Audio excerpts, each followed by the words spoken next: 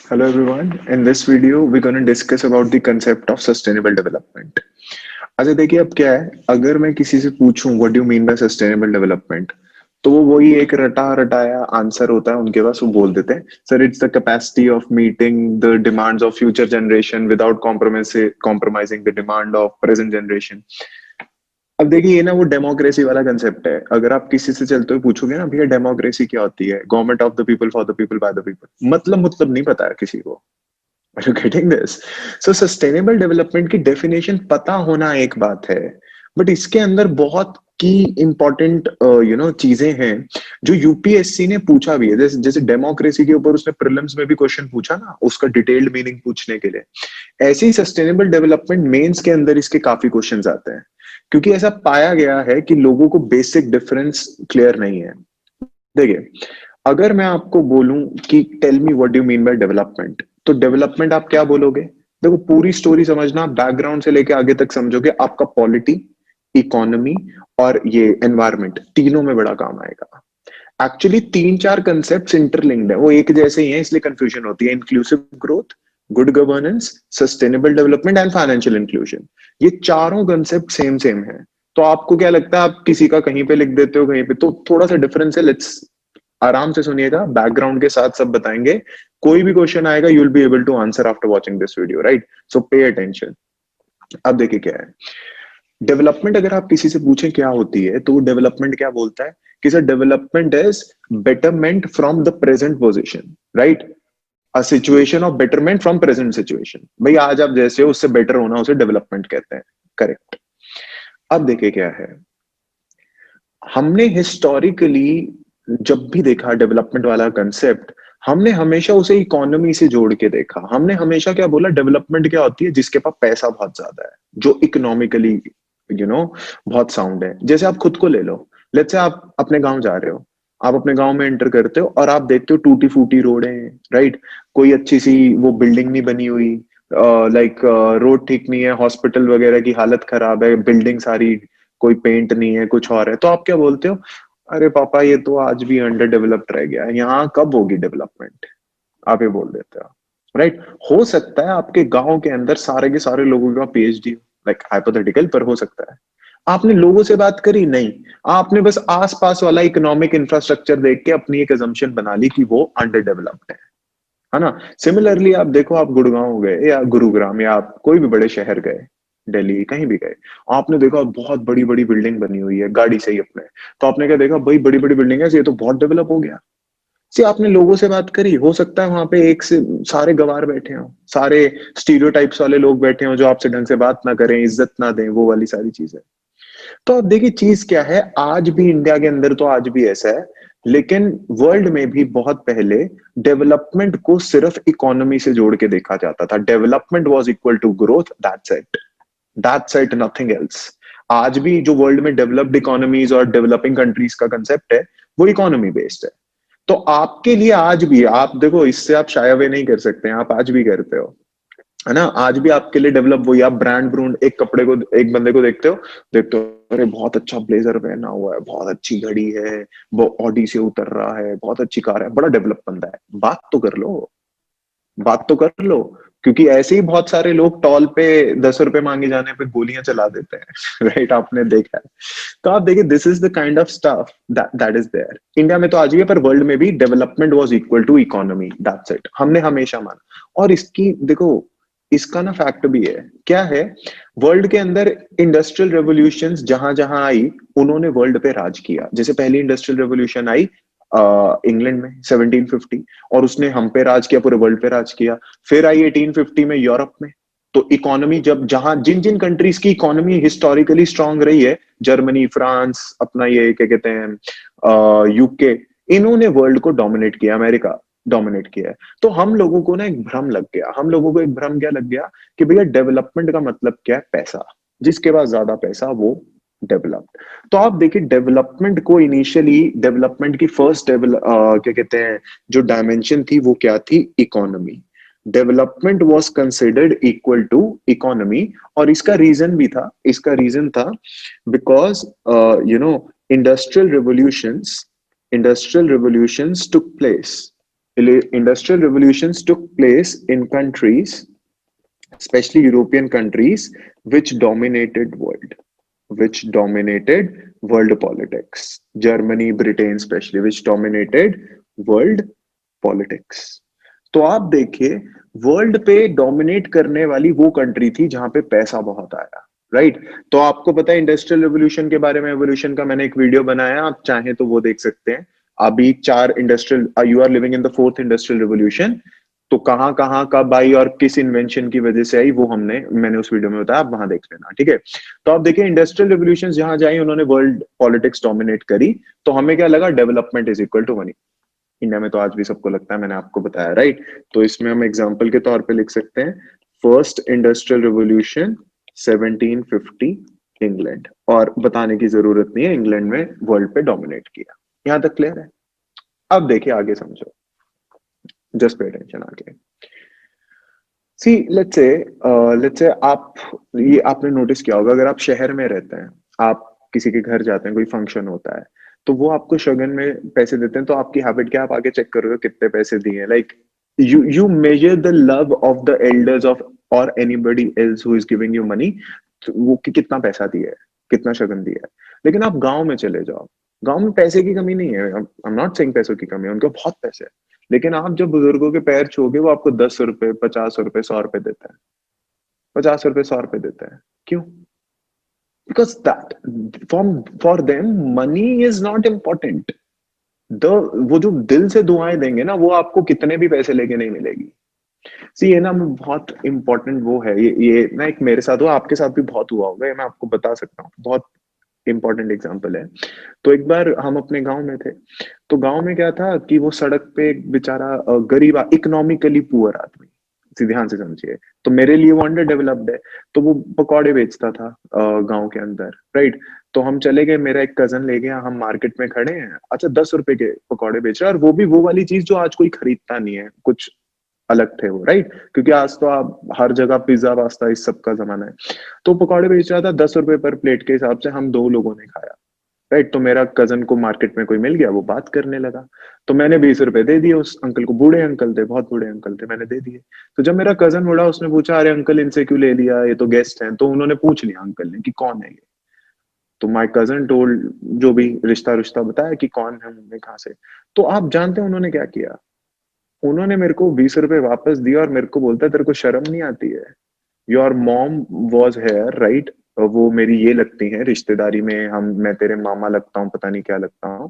तेरे को तो मेरे पैर छूने चाहिए थे, तूने पैर नहीं छुए, और तू पैसा दे रहा है, इतना बड़ा हो गया, पैसे वापस करे। मार्केट में मेरे को कह रहा है पैर छुआने के लिए, कह रहे हैं मेरे से पैर पैर छुपाने के लिए। And you know, he did, a person who is economically, उसे पैसे की बहुत जरूरत है, वो बहुत गरीब है, लेकिन उन्होंने अपने 20 रुपए, उनका बिकता नहीं होगा, लेकिन एक कमाई हुई होगी उनके दिन में, उन्होंने वो भी वापस कर दी, क्योंकि उनके लिए हैप्पीनेस या डेवलपमेंट पैसा है ही नहीं, उनके लिए क्या है, respect. So how can you journalize development as is equal to money? इसका मतलब जिसका पैसा नहीं हो खुश नहीं हो सकता क्या? तो आप देखिए, डेवलपमेंट खाली मनी नहीं होता, और ये इंडिया में तो शुरू से ही था, ये वेस्टर्नाइजेशन कंसेप्ट में हुआ, वर्ल्ड में भी धीरे धीरे होने लगा। और वर्ल्ड में कैसे हुआ आप जानते हो? सी, कहने का मतलब है आपके पास खूब पैसे हो, लेकिन पढ़ाई लिखाई आपको नहीं आती हो, तो आप देखिए ना, वो स्कैम्स करोगे आप, वो ब्रूटल इलीगल एक्टिविटीज करोगे फिर आप। तो आप देखिए, वर्ल्ड में ये धीरे धीरे समझ कब आया, जब 1929 में डिप्रेशन आया। जब 1929 में डिप्रेशन आया, वर्ल्ड में इकोनॉमिक डिप्रेशन आया, तो उससे क्या होता है, लोगों का पैसा खत्म हो गया। तो तब लोगों को ये चीज आई कि यार पैसे से भी इंपॉर्टेंट कुछ चीजें हैं, जैसे रिलेशनशिप, कहाँ जाएं, कैसे बात करें, रिलेशनशिप, एजुकेशन, स्किल डेवलपमेंट। कि भाई खाली पैसा कमाना एक सरकार का है, लोगों का एम नहीं है, उसके साथ मिनिमम एजुकेशन, हेल्थ भी होनी चाहिए।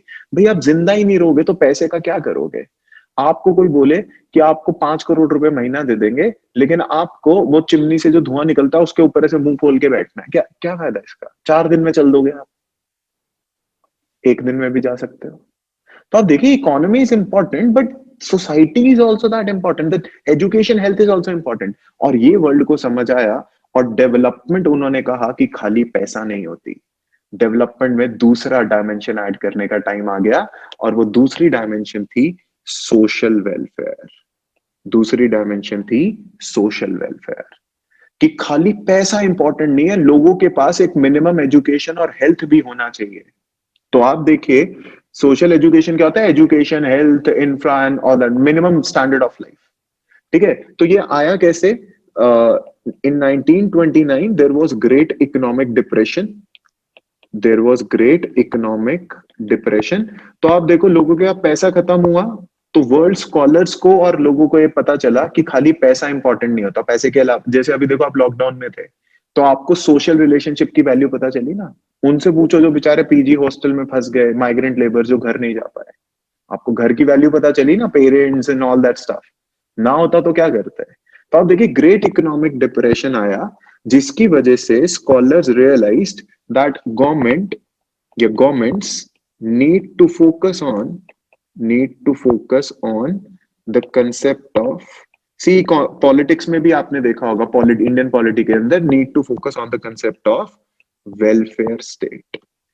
कि बहुत हो गया खाली पॉलिटी के अंदर, हम कहते हैं कि पहले पुलिस स्टेट होती थी, अब वेलफेयर स्टेट हुआ। तो वेलफेयर स्टेट मतलब लोगों की भलाई भी करनी है, that is people should have minimum education, health, right, minimum standard of living, right, जो भी होता है, hygiene and all that stuff. खाली पैसा इंपॉर्टेंट नहीं है, hygiene and all that stuff भी बहुत इंपॉर्टेंट है। तो आप देखिए, डेवलपमेंट के अंदर इकोनॉमी तो था ही, एक नई डेवलप चीज ऐड हो गई, that is social welfare. Social welfare. तो हमें लगा इकोनॉमी और सोशल वेलफेयर जिसका हो वो डेवलप्ड इंसान होगा, वो देश डेवलप्ड होगा, कि पैसा भी है और साथ में एजुकेशन, हेल्थ वगैरह भी है, तो वो डेवलप्ड होगा। तो अब हम क्या कह रहे हैं, अब आप किसी को डेवलप जज करने के लिए आप कैसे जज करो?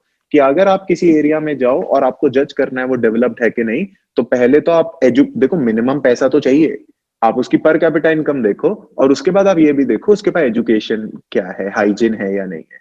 खाली पैसे से जज ना करो। तो दो चीजें ऐड हो गई, हमें लगा यही था।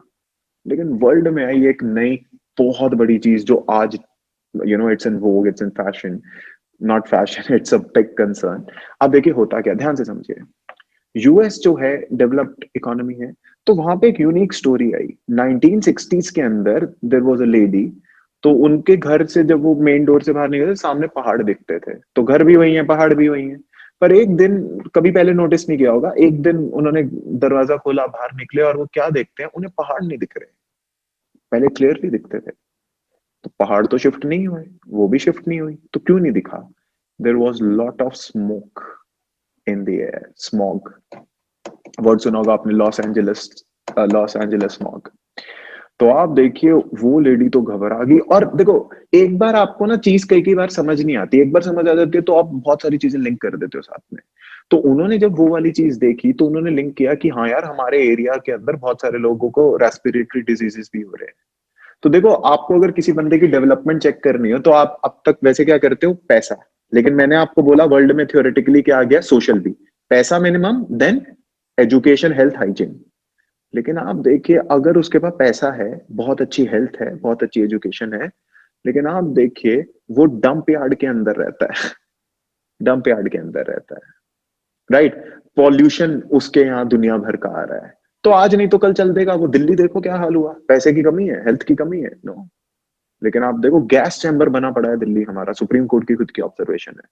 तो आप देखिए, खाली पैसा और एजुकेशन भी जरूरी नहीं है, आपको तीसरी भी चीज ध्यान में रखनी है, एनवायरमेंट। एनवायरमेंट, जहां पर सराउंडिंग्स।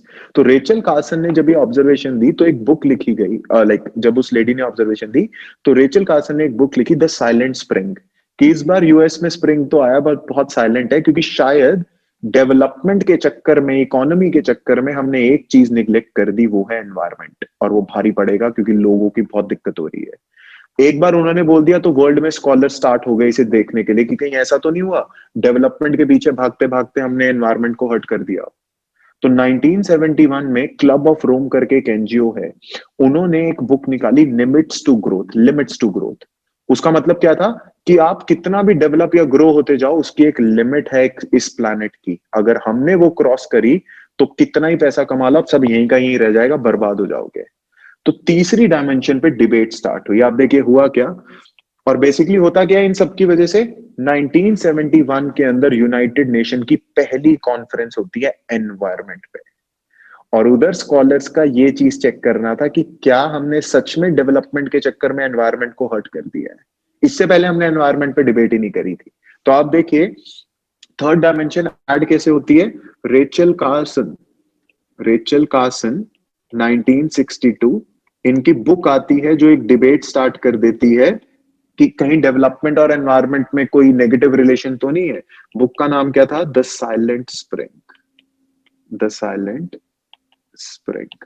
इसके बाद 1971 के अंदर Club of Rome, Club of Rome भी एक बुक लिखते हैं। इन्होंने तो पूरे सिमुलेशंस वगैरह यूज करके बताया था कि प्लैनेट का कितना वो है, limits to growth, limits to growth, limits to growth. और वर्ल्ड में डिबेट स्टार्ट हो जाती है कि क्या एनवायरमेंट के चक्कर में, डेवलपमेंट में के चक्कर में हमने एनवायरमेंट में तो नहीं कुछ हर्ट कर दिया।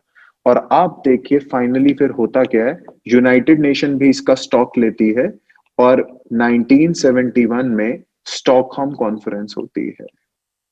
पहली फर्स्ट एवर कॉन्फ्रेंस, आपने एनवायरमेंट में पढ़ा होगा, it is the first ever conference on environment, it is the first ever conference on environment, right. और इसके बाद UNEP, United Nation environment programme बन गया था जिसका हेडक्वार्टर नैरोबी में है, राइट। तो ये कॉन्फ्रेंस होती है डिसाइड करने के लिए कि क्या हमने डेवलपमेंट से, डेवलपमेंट और एनवायरमेंट के बीच में क्या रिलेशन है।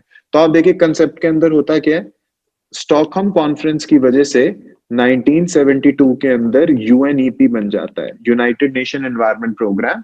ये एक लौता यूनाइटेड नेशन का ऑफिस है जिसका वो है, ऑर्गेनाइजेशन है जिसका ऑफिस डेवलप यूरोप या अमेरिका के बाहर है, नैरोबी में, ठीक है, अफ्रीका में है। तो ये 1972 में बन जाता है। तो इसका मतलब वर्ल्ड लीडर्स को पता तो था दिक्कत हो रही है, अब बस उसे सॉल्व करना था। तो फाइनली आप देखिए होता क्या है, फाइनली यूनाइटेड नेशन कमेटीज बिठाता है, कमीशन बताता है डिसाइड करने के लिए। और 1987 में उस कमीशन की रिपोर्ट आती है ये जज करना, एनवायरमेंट वर्सेस डेवलपमेंट। कमीशन का नाम था United nation commission, United nation commission on environment and development. नाम देख रहे हो, एनवायरमेंट एंड डेवलपमेंट। चेयरमैन थे ब्रटलैंड। और इसकी फेमस रिपोर्ट थी 1987, इसके जो चेयरमैन थी, ब्रिटलैंड रिपोर्ट, ब्रिटलैंड रिपोर्ट। और इसने कहा कि अब डेवलपमेंट जो है, डेवलपमेंट से बिल्कुल एनवायरमेंट हर्ट होता है। तो डेवलपमेंट हम खाली इकोनॉमी और सोशल वेलफेयर नहीं कह सकते, मिनिमम एनवायरमेंट भी चाहिए जो अच्छा हो, क्योंकि फिर मर ही जाओगे तो क्या फायदा। दिल्ली में सब मर ही जाएंगे तो इतने पैसे का क्या करेंगे, आप समझ रहे हैं। तो इन्होंने कहा डेवलपमेंट जब भी हो एनवायरमेंट को भी ध्यान में रख के करें मिनिमम। तो अगर किसी बंदे की डेवलपमेंट चेक करनी है, अब तक आप क्या क्या चेक कर रहे थे, पैसा, एजुकेशन, हेल्थ। अब आप क्या चेक करोगे, रहते कहाँ हो भाई, हवा तो प्रदूषित नहीं है, पॉल्यूशन तो नहीं है, क्या है, लाइक अपने एनवायरमेंट का क्या कर रहे हो आप। तो ब्रटलैंड रिपोर्ट ने कहा तीसरी चीज ऐड करनी है। और तीसरी कंसेप्ट का नाम था कि आप एनवायरमेंट में एक नई चीज, डेवलपमेंट में एक नई चीज ऐड कर दो, एनवायरमेंट। और डेवलपमेंट का एक तीसरा वो चीज ऐड हो गई, दैट इज एनवायरमेंट। और ब्रटलैंड रिपोर्ट के अंदर ये कहा गया कि जो ऐसी डेवलपमेंट होगी जिसके अंदर इकोनॉमी भी होगा, सोशल भी होगा, एनवायरमेंट को भी ध्यान में रखा जाएगा, वो लॉन्ग टर्म सस्टेनेबल होगी, ज्यादा दूर तक वही चलेगी। इसके आगे एक और वर्ड ऐड करा दो, सस्टेनेबल। कि डेवलपमेंट का नाम, ऐसी डेवलपमेंट जिस इंसान की होगी उसे हम खाली डेवलप नहीं कहेंगे, उसे हम क्या कहेंगे, सस्टेनेबल डेवलपमेंट, सस्टेनेबली डेवलप्ड। देखो ये है, और इसी ने डेफिनेशन दी थी, development meeting the needs of future generation, like development meeting the needs of present generation without compromising the needs of future generation. और वो कैसे हो सकता है, जब आप भी ग्रो, सी ये कोई नहीं कहता कि आप पैसे ना कमाओ, पैसे कमाओ, सोसाइटी भी कमाओ, लेकिन एनवायरमेंट को ध्यान में रख के। तो सस्टेनेबल डेवलपमेंट की डेफिनेशन देखो ये है, वो जो आप बोलते हो वो सही है पर उसका मतलब ये है, सस्टेनेबल डेवलपमेंट के तीन पिलर्स हैं कि वो डेवलपमेंट जो एनवायरमेंट को ध्यान में रखे, सोशल वेलफेयर को ध्यान में रखे, और पैसे को भी ध्यान में। इसका मतलब ये नहीं है पैसे वेस्ट करने हैं, ऐसी डेवलपमेंट को हम क्या कहेंगे, sustainable development. So you know ये प्री मेंस में क्वेश्चन आया था, what are the three pillars of sustainable development? The three pillars of sustainable development is economy, society, social and ecology और एनवायरमेंट। तो अगर आपसे अब कोई पूछे सस्टेनेबल डेवलपमेंट क्या होता है, ये तीन बता देना। आपसे अब कोई पूछे what is the difference between development and growth, ये बता देना। तो आई थिंक डेवलपमेंट और ग्रोथ का भी डिफरेंस क्लियर है। Growth is only economic, from economic point of view. Development now entails to other dimensions, that is social and environment. तो basically this is the diagram for sustainable development. जो paper में आपको बताना है, वो development जिसमें economy हो, social welfare हो और एनवायरमेंट हो, उसे हम बोलते हैं सस्टेनेबल डेवलपमेंट। तो आज अब आप जब डेवलप करते हो तो आप देखो, आपको अपनी इनकम बढ़ानी है, पॉवर्टी हटानी है, जीडीपी बढ़ानी है, बिल्कुल करो, पर मिनिमम एजुकेशन और हेल्थ भी देना है, और साथ में ग्रीन टेक्नोलॉजीज पे फोकस करो। You have also have to protect biodiversity, climate change, जो आपका सिलेबस है, बायोडाइवर्सिटी, क्लाइमेट चेंज। तो आपसे कोई पूछे सस्टेनेबल डेवलपमेंट में क्या क्या चीजें आई, ग्रीन टेक्नोलॉजी, ग्रीन टेक्नोलॉजी, फिर आगे एचडीआई वगैरह भी आएगा, राइट? कि आप ऐसे डेवलप करो कि एनवायरनमेंट भी प्रोटेक्ट हो जाए, लोग भी बच जाएं और इकोनॉमी भी वेलफेयर हो जाए। कि भैया अगर डैम बनाना जरूरी है, तो पहले जो वहां पे लोग रहते हैं उन्हें रिहैबिलिटेट करो, सोशल वेलफेयर, और उसके बाद आप एनवायरमेंट फ्रेंडली टेक्नोलॉजीज भी यूज करो ताकि एनवायरमेंट को भी ज्यादा हर्ट ना हो। तो I hope you get the definition of sustainable development जो ब्रेटलैंड ने दी थी, like capacity to meet the needs of present generation, development which meets the needs of present generation without compromising the needs of future generation, without compromising the needs of future generation, है ना? और ये कब हो सकता है? जब आप इकोनॉमी, सोसाइटी और एजु। तो अब आप जब कभी अपने गांव में या कहीं जाओ, डोंट जज by looking at roads and building, लोगों से बात करो, दूसरी डायमेंशन, और फिर एनवायरनमेंट भी देखो, क्योंकि फिर उसका फायदा नहीं है, फिर उसका फायदा नहीं है। तीनों चीजें देखो फिर डेवलपमेंट। और आज हम वर्ल्ड में डेवलपमेंट वर्ड यूज नहीं करते, आज हम क्या करते हैं? Sustainable development. ऐसे ग्रो करना है, ऐसे डेवलपमेंट करना है कि रुके, सस्टेन हो। तो यूनाइटेड नेशन ने देखो इसको फर्दर एक्सपैंड करने के लिए 2 साल पहले इसके 5 पीस भी दिए, कि सस्टेनेबल डेवलपमेंट में पांचों चीजें आती हैं जो आपको ध्यान में रखनी है। लाइक पिलर्स तो वही 3 है, लेकिन स्टेक होल्डर्स कौन कौन से हैं? देखो, सस्टेनेबल डेवलपमेंट से क्या हो जाएगा? प्लैनेट सेव हो जाएगा। Protect your planets natural resources and climate for future generation. Sustainable development से क्या हो जाएगा? इकोनॉमी आएगी, and poverty and hunger, right? Prosperity भी आएगी, पैसा भी कमाओगे, क्योंकि ये लॉन्ग टर्म डेवलपमेंट दे। सी, आज आप कहो कि हम ग्रीन टेक्नोलॉजी यूज नहीं करेंगे, तो हम सस्ते में एक बिल्डिंग बना लेंगे। अगर ग्रीन टेक्नोलॉजी यूज करते हैं तो बहुत पैसे लग जाते हैं, नुकसान हो जाएगा। लेकिन आप देखिए, लेट्स से आपने सस्ते में बिल्डिंग बना ली, बहुत अच्छी बना ली, एक छोटा सा आपको एक का झटका आया, आपको डबल नुकसान झेलना पड़ जाएगा। तो अगर आपको लॉन्ग टर्म सस्टेनेबिलिटी चाहिए, ये फॉलो करना पड़ेगा। चाहे देखो, लात खा के करना, बाद में मजबूरी में करना, नुकसान खा के, अभी बोल रहे हैं तो करो, राइट? तो आप देखिए, प्रॉस्पेरिटी होगी, पीस होगा, क्योंकि सब मिलजुल के एनवायरमेंट के लिए करेंगे। पार्टनरशिप होगी, everyone will work together. So this is the 5 stakeholders, that 5 result that can happen because if you follow sustainable development. Clear? So I hope I made myself clear with the definition of this. ये question आया था UPSC में, आया था, what is sustainable development, how examine its relevance in the present world, right? तो वो consequences लिख देना, 5 पीस। और ये देखो, अगर आपने पेपर में ये नहीं लिखा ना, ये वाला, ये चीज नहीं लिखी सस्टेनेबल डेवलपमेंट की, और खाली वो डेफिनेशन लिखा है, तो वो रट्टा है।